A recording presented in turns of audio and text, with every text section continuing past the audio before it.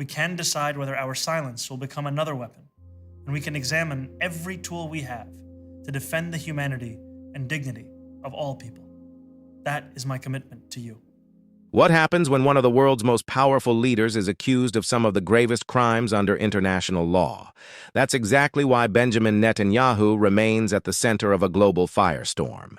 His critics argue the war in Gaza has caused catastrophic civilian suffering and that those responsible must be held accountable. The International Criminal Court has even issued an arrest warrant, intensifying the debate over justice, accountability, and whether any leader should be above the law. Before we dive into the full story, comment where you're watching from, and don't forget to like and subscribe so you don't miss the next one. Let's watch the video together, and I will give you my thoughts towards the end. Benjamin Netanyahu is a war criminal, the architect of a horrific genocide against the Palestinian people. He is responsible for the killing of more than 73,000 people, for the maiming of tens of thousands of children, as those who survive undergo amputation without anesthesia, for the targeting of neonatal hospitals and maternity care centers, denying newborns even the chance to live, for the countless people he starved as he blocked food and humanitarian aid from reaching them, for the gunning down of hundreds of aid workers and journalists. And just last month, the UN confirmed that Palestinian children continue to be deliberately targeted and killed by Israeli armed forces, more than 8 months after the so-called ceasefire. The list goes on and on, all as we, as Americans, pay for the bombs that do the killing.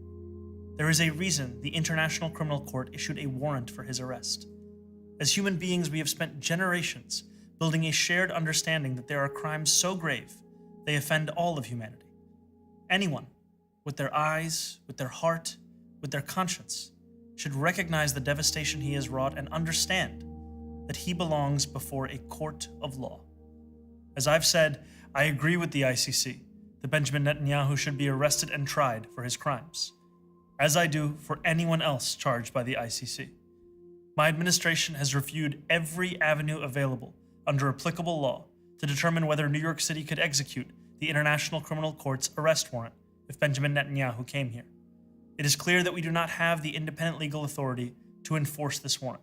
The federal government, however, does, and I call on them to join the ICC and execute this warrant.